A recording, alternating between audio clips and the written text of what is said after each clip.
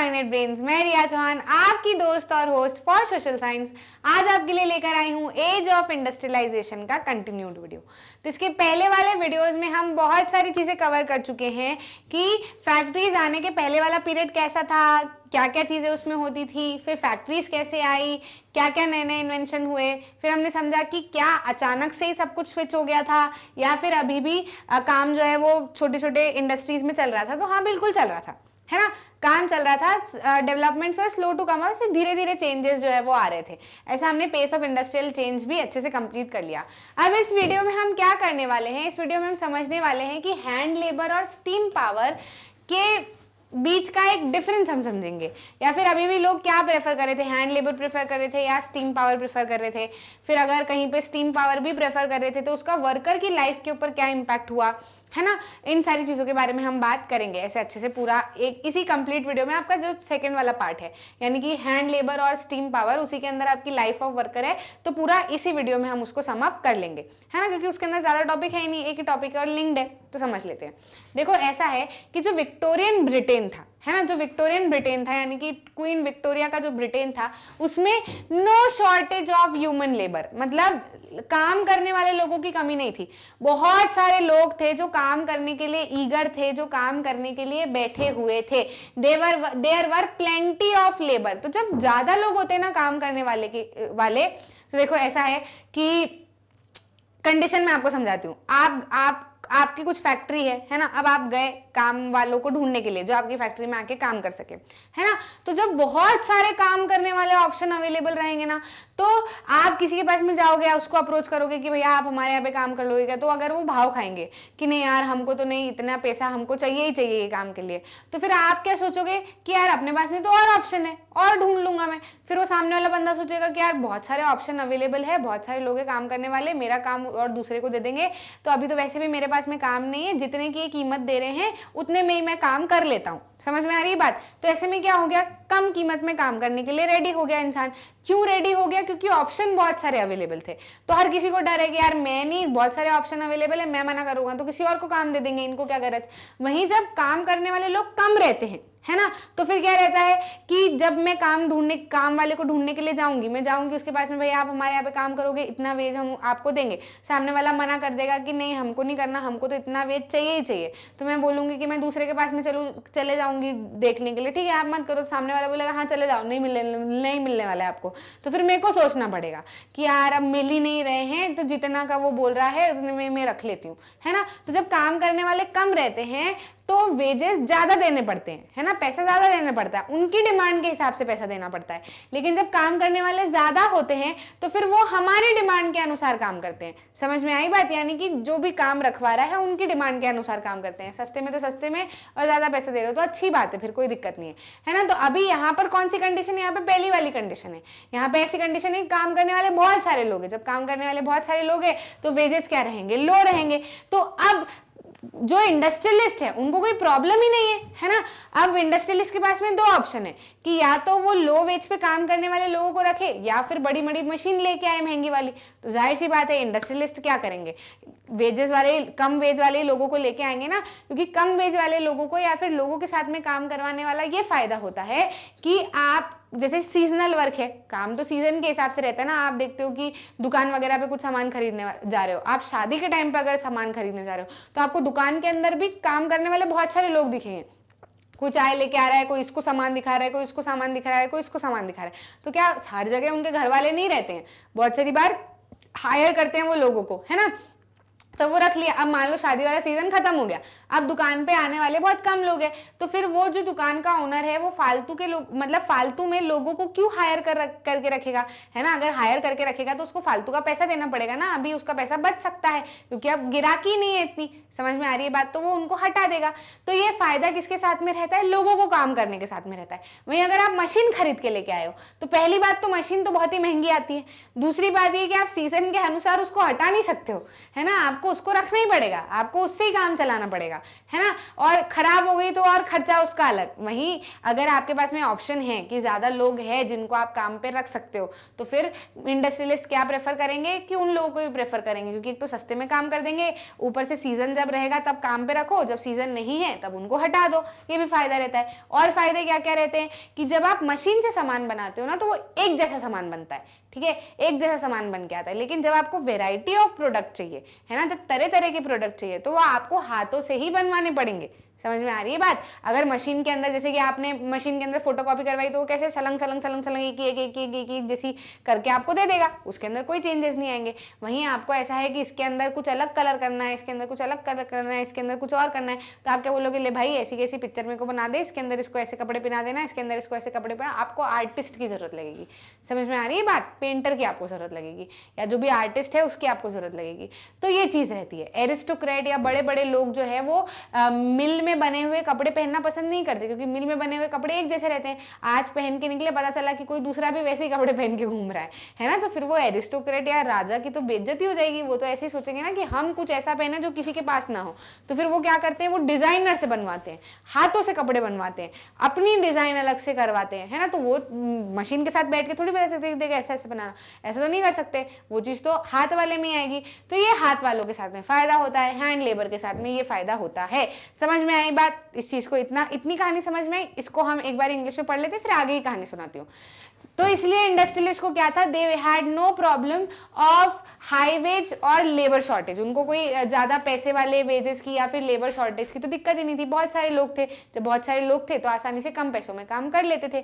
They also did not want to introduce machines that got rid of human labour. वो industrialist machines को नहीं लाना चाहते थे, क्योंकि मशीन्स क्या करती है, अगर मशीन को आपने रखी है तो फिर आप ह्यूमंस को नहीं कर सकते ना हायर। अब मशीन का भी खर्चा, ऊपर से ह्यूमंस को, वो जो आपने लेबर हायर किए हुए उनको भी आप पैसे दोगे। तो क्या मतलब है, पहली बात मशीन बनी ही कुछ इस तरीके से होती है कि वो 4 लोगों का काम एक ही लोग में कर दे, है ना। मतलब 4 लोग जो एक ही काम कर रहे हैं, मशीन अगर फिर आपने रखी हुई है तो वो एक ही बंदा 4 लोगों का काम उस मशीन पे बैठ के कर सकता है ना। लेकिन ये नहीं लेके आना चाहते थे उन मशीन्स को। क्यों नहीं लेके आना चाहते थे, क्योंकि डिमांड जो होती है लेबर की किसके लिए होती है, सीजनल होती है। लेबर को तो कभी भी रख सकते हो, हटा सकते हो, जितने चाहे उतने पैसे दे सकते हो। वही मशीन के साथ में ये चीज नहीं कर सकते।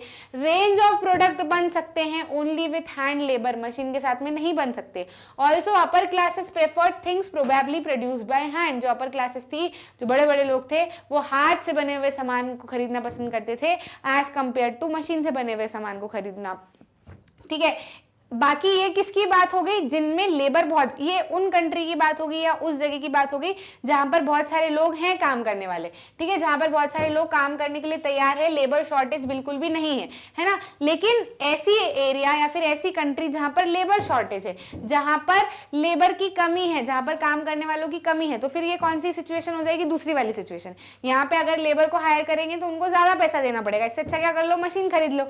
तो जो जिन कंट्रीज में लेबर की शॉर्टेज थी, they keep on using mechanical power. इसलिए उन्होंने क्या किया, जहां पर लेबर की शॉर्टेज थी उन्होंने बोला इनको पैसे देंगे, इससे अच्छा मशीन खरीद लेते हैं, तो हमेशा पड़ी रहेगी। यहाँ पर need for human labour can be minimised, इसलिए उन्होंने सोचा कि मशीन खरीद लेते हैं ताकि ह्यूमन की नीड जो है वो कम हो जाए। कि ये अलग जगह की बात है और ये अलग जगह की बात है। ये किसकी बात है, ये बात वहां की है जहां पर लेबर शॉर्टेज नहीं है, जहां पर लेबर प्लेंटी में है, बहुत सारे लोग हैं काम करने के लिए बैठे हुए हैं। ठीक है, और ये डब्बे में जो बात है किसकी बात है, जहां पर लेबर की कमी है। तो वहां यहां पर लोगों ने हाथ लेबर को प्रेफर किया और यहां पर लेबर की कमी थी, इसलिए उन्होंने मशीन को प्रेफर किया। Need for human labour can be minimised, जैसे कि in America, Britain however had no problem for hiring human hands, है ना। इन लोगों को दिक्कत नहीं थी ह्यूमन हैंड्स को भी हायर करने के लिए, लेकिन फिर भी इन्होंने मशीन को जो है वो प्रेफर किया। कहाँ पे, अमेरिका और ब्रिटेन में मशीन को प्रेफर किया। लेकिन वो जो विक्टोरियन ब्रिटेन है वहां पर किसको प्रेफर किया, हैंड लेबर को प्रेफर किया। समझ में आ रही है बात, इतना क्लियर है कि नहीं है, कोई दिक्कत तो नहीं, कमेंट में बताना कि कोई दिक्कत नहीं है मैम, इतना समझ में आ गया है। The abundance of labour in the market affected workers life. ठीक है, अब ये जो बहुत सारे लेबर भी थे ना, इसके कारण जो वर्कर की लाइफ है उसके ऊपर काफी ज्यादा इंपैक्ट पड़ रहा था। क्यों काफी ज्यादा इंपैक्ट पड़ रहा था, काफी ज्यादा इंपैक्ट इसलिए पड़ रहा था क्योंकि कंपटीशन था, है ना। जब बहुत सारे लेबर हैं तो खरीदने वाले को तो आसानी से मिल जाएंगे, लेकिन जैसे कि बहुत सारी लेबर है। अब मान लो कि मैं लेबर कैटेगरी में ही हूं और आप फैक्ट्री के ओनर हो, तो आपको तो फायदा है कि आपको सस्ते में लेबर मिल जाएगा, लेकिन मेरे को तो नुकसान होगा ना, क्योंकि जो अपनी जितनी कम कीमत लगाएगा वो बिक जाएगा, है ना। तो अब मेरे साथ में कंपटीशन ऐसा कि मैं कितने सस्ते में बिकूं। अब मैं सस्ते में बिकूंगी तो फिर मेरी इनकम भी कम रहेगी, पर क्या करूं, जाना पड़ेगा काम करने के लिए। तो समझ में आ रही है बात। तो लेबर की लाइफ जो है वो काफी हद तक अफेक्ट हो रही थी।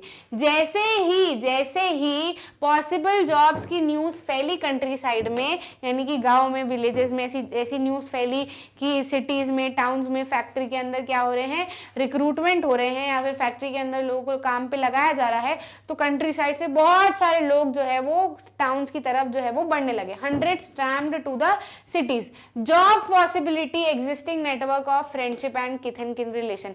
ऐसा नहीं है कि वहां पे जाने के बाद में सबको जॉब मिल गई, ऐसा नहीं है। जॉब पॉसिबिलिटी कब थी, जब आपके वहां पर कोई पहचान का इंसान हो, जब आपका वहां पे कोई कजिन हो या वहां पर कोई दोस्त हो जो आपको रेकमेंड कर सके कि यार मैं इसको लेकर आया हूं, आप इसको काम पे रख लो, ठीक है। लेकिन ऐसा सबके साथ में तो था नहीं, तो बहुत सारे लोग जो है वो सिटीज की तरफ आगे बढ़ के गए। अब वहां पे काम उनको मिलने में बहुत समय लग गया, है ना। ऐसे फोन तो थे नहीं कि बातचीत कर ले, तो ऐसे कभी रेफ्यूजी कैंप में रहते, तो कभी ब्रिज के नीचे सोते, सूखा फूका खाते करके बहुत बहुत समय तक वहां पे रुकते। और इवन जो हायर भी हो जाते उनको सीजनल रखा जाता, जब सीजन होता तब काम कराते, जब काम का सीजन नहीं होता तब वहां से हटा देते। और इवन लोगों की जो इनकम थी वो भी डिपेंडेंट ऐसा नहीं थी कि जो वर्कर वेज रेट है उसके हिसाब से उनको पैसा दे दिया जाए, ऐसा नहीं था। दिक्कत एक और थी कि अब जो जितने दिन तक काम करेगा, डेज ऑफ एम्प्लॉयमेंट जितने रहेंगे, उस हिसाब से उनको पैसा जो है वो दिया जाएगा। तो वर्कर की लाइफ जो है वो काफी हद तक अफेक्ट होने लगी। पहली चीज तो क्या, जॉब अपॉर्चुनिटी किसके ऊपर डिपेंडेंट है। अगर आपके वहां पे दोस्त हैं या कोई जो आपको रिकमेंड कर सकते हैं वो है तो ही जॉब लगेगी। एक बार जॉब अगर लग भी गई तो भी बहुत सारी इंडस्ट्रीज में सीजनैलिटी ऑफ वर्क था, जब काम रहता तब रखते, जब काम नहीं रहता तब हटा देते।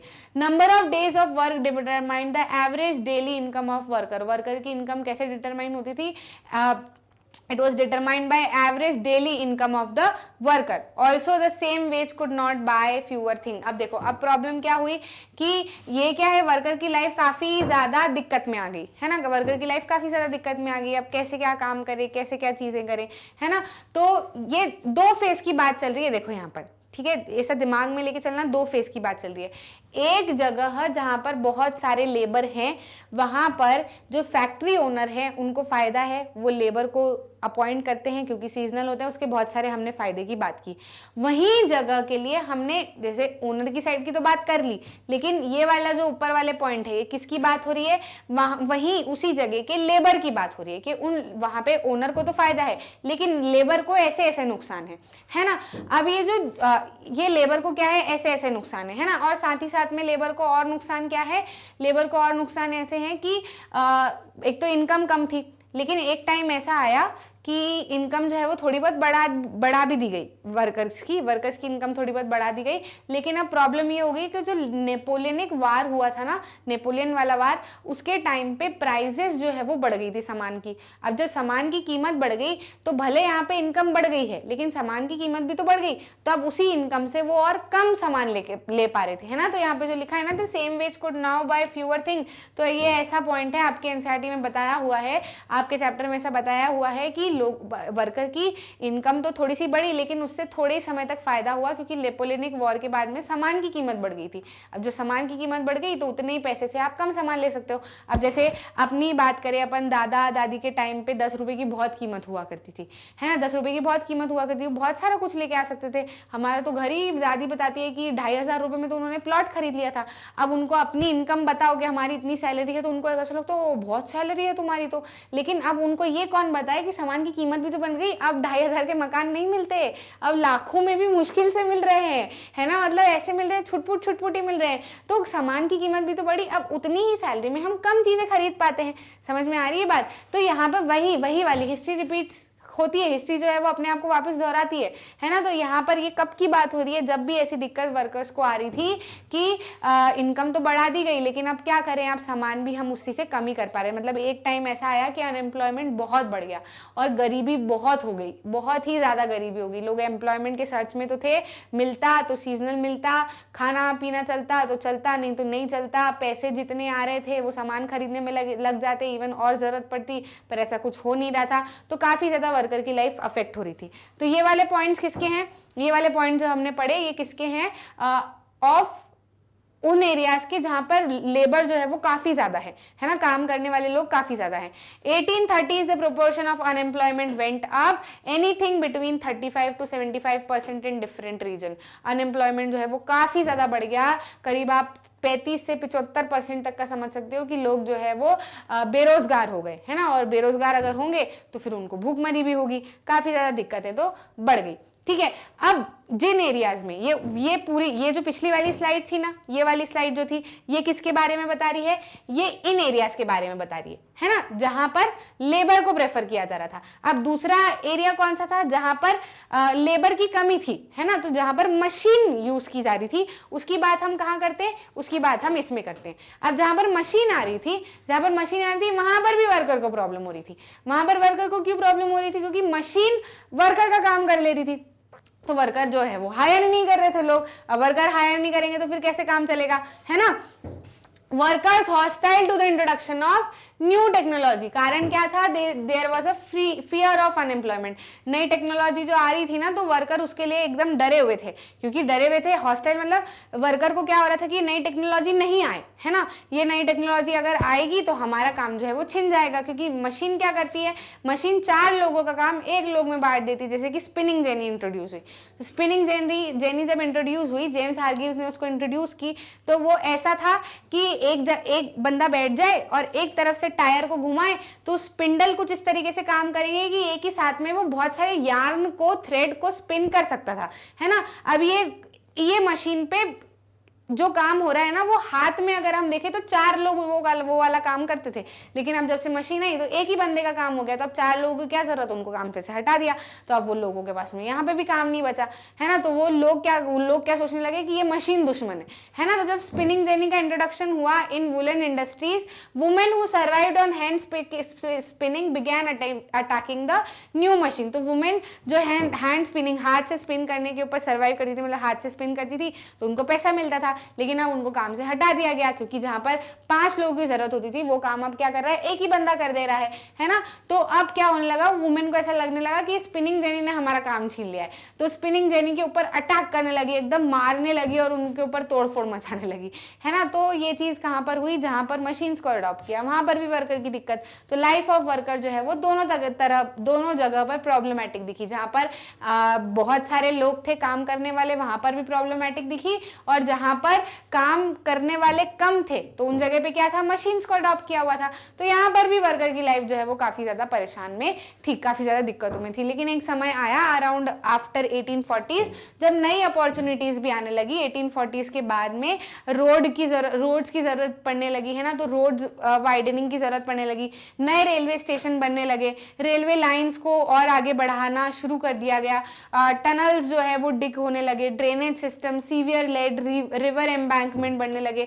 तो लोगों को इसके अंदर भी काम मिलने लगा। मतलब इसके पहले ऐसा था ना कि सिर्फ सारे के सारे ये फैक्ट्री वाला काम और ये वर्कर वाला काम ही कर रहे थे, लेकिन अब ऐसा होने लगा कि जब नई नई चीज़ों की डिमांड बढ़ने लगी तो फिर यहाँ पर भी अपॉर्चुनिटीज़ बनने लगी। तो लोग जो है वो डिस्पर्स होने लगे कि चलो किसी ने यहाँ काम कर लिया तो किसी ने यहाँ काम कर लिया, है ना। तो इस तरीके से वर्कर की लाइफ या हैंड लेबर और स्टीम पावर जो है वो हम समझ सकते हैं। आई होप क्लियर है, आपको पूरा फंडा समझ में आया है कि कहाँ पे क्या चीज़ चल रही है। ठीक है, क्लियर है। इसी तरीके से सारे वीडियोस मैग्नेट ब्रेन्स के ऑफिशियल वेबसाइट पे, यूट्यूब पर और साथ ही साथ में मैग्नेट ब्रेन्स के ऐप पर अवेलेबल है। हिंदी मीडियम वाला चैनल भी बन चुका है, आप सब्सक्राइब कर सकते हो। यहाँ पर भी आपको सारा कुछ कंटेंट जो है वो मिल जाएगा सारे सब्जेक्ट का। इसी तरीके से मैग्नेट ब्रेन्स पर किंडरगार्टन से 12th तक NCERT, English medium, Hindi medium, NTSC olympiad सब कुछ फ्री ऑफ कॉस्ट करवाया जाता है। हम 2 वीडियो दिखाकर आपसे कोई सब्सक्रिप्शन, कोई पैकेज नहीं लेंगे।